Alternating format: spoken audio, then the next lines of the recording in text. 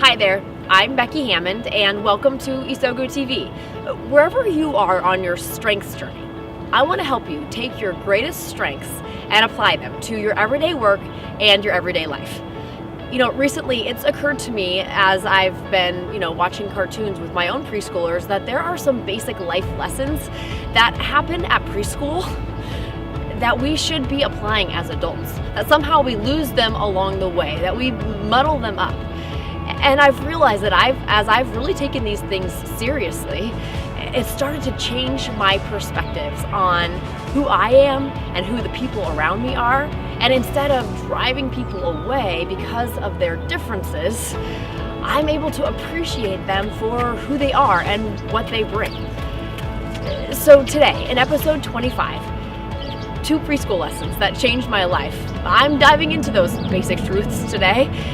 So I've seen it in the people around me, and I'm certainly living it. So let's dive in. I grew up watching Mr. Rogers' Neighborhood, and for those of you who may be in my same generation, you probably did too. And these days, Mr. Rogers has been hijacked by a little tiger, and he's a cartoon tiger named Daniel Tiger. And a while back, I was overhearing my kids watching Daniel Tiger, and I started to hear a lot of the same concepts that I use as I'm working with organizations and teams coming out of the mouth of this little cartoon tiger. And he's definitely the king of jingles. I started hearing him sing. He said, "In some ways we are different, in some ways we are the same." And I had to kind of chuckle to myself and laugh and think, oh, so this is preschool concepts that I'm teaching here in my workshops to these organizations.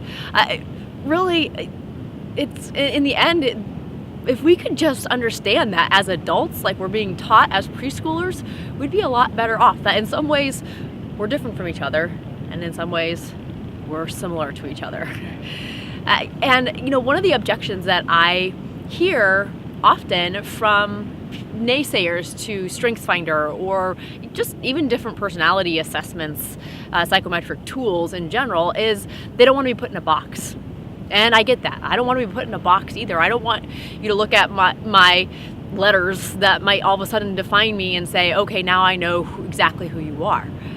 And one of the things that I love about StrengthsFinder tool in particular is that it's pretty much about blasting open the box. I mean, just statistically alone, there are over 33.3 million different combinations of the top 5 themes.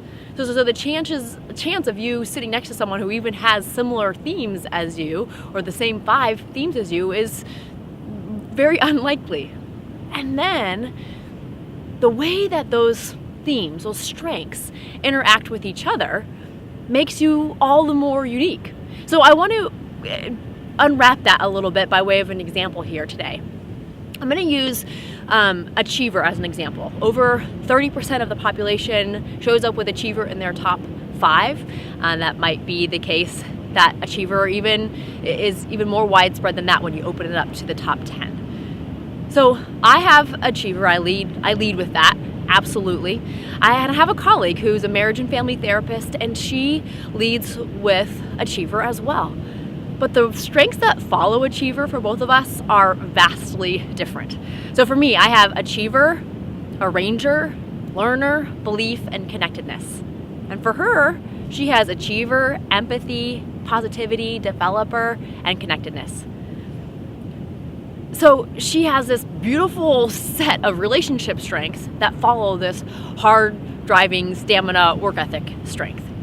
So absolutely there are similarities between our achievers and the way that it shows up for us. We were laughing the other day as we were talking through this dynamic that both of us have had that kind of anxiety of not getting things done as we're raising young families and trying to balance that with career of, man, I have this list that's ready to go for any 10-minute period that, baby is sleeping or not crying so that I can go right to it and get some things done. Because it creates so much energy and a sense of accomplishment, and we feel strong when we're getting things done. But after that, that's kind of where our achievers depart from each other, because those relationship strengths, influence achiever in such a different way that I had never even considered thinking about.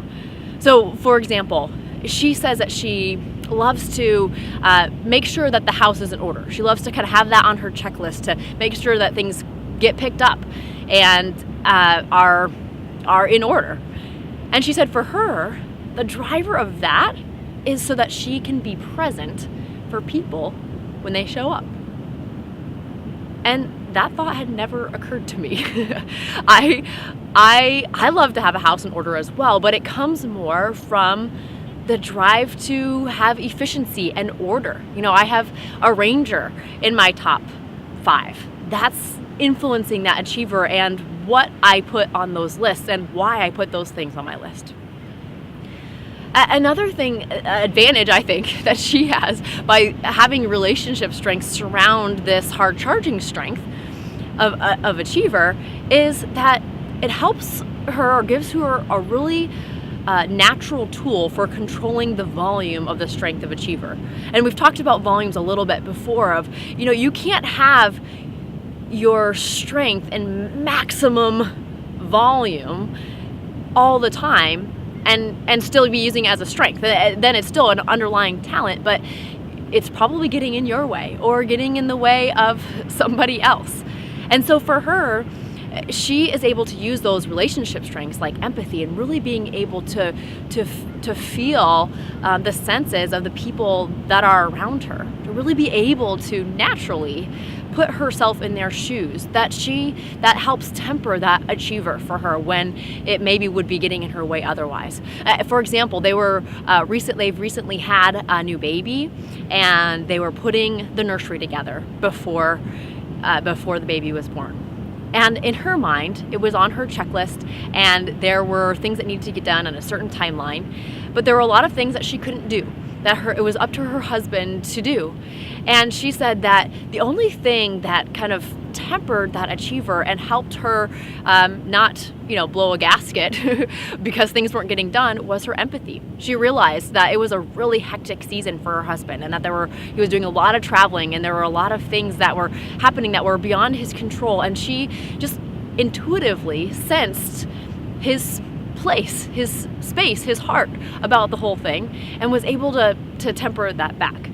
There's been an opportunity that I wish I would have had that even just yesterday, as David and I were having a conversation where my achiever was getting out of control, and there was nothing in my top 5 anyway that was able to dampen that or control the volume of the achiever or to give me a different perspective, or at least there was nothing I let in to do that. It didn't come as naturally to me as it did for her, in that combination that she has with achiever and empathy. And maybe just to end with another preschool concept, it's kind of like paint. It's not like StrengthsFinder has the brush and is like painting you into the corner. Rather, StrengthsFinder gives you the brush and a palette of colors, and you are the one that gets to mix and match the colors so that you can create the canvas of your life that you are looking for. And it can be absolutely unique compared to the canvases of the people that are around you. So let's use this. This one is for you as an individual, to really help see how your strengths manifest themselves beyond the descriptions that are on the page. So I want you to do a 4-minute activity. Take 2 of your strengths and think about the unique attributes or behaviors that are associated with each one of them for you. And then take a look at both of them in tandem, together. How does the first one impact the second one? And vice versa, how does the second one impact the first one? And then take a step back. Say, what did I discover here? And if you have more than 4 minutes, do it for all 5 of your strengths to see how they all impact each other. Because when you do this, you start to take that paintbrush and move beyond the kind of preschool zigzags that we have done, that of course as parents we love, but can really start to intentionally paint a picture of your life and your person who you really are and the beauty that you can be and understand by painting a picture of your uniqueness. Okay? So use this. You gotta do it, because it's the only way that you are really going to put your strengths to work in your everyday work and your everyday life. Thank you for being a part of this Isogo Strengths community, for being a part of the movement to help eliminate that hate and strife and unnecessary frustration that happens in our work and our lives every day. And you know, if it's been something that you've learned something from today, I would love for you to rate, review, and share. Head over to iTunes and leave a review there, because that will help get the word out. And share with your family, friends, colleagues, just even one person who you think could benefit from the power of strengths. And thank you for joining me here today, and I hope that I see you again next week on Isogo TV.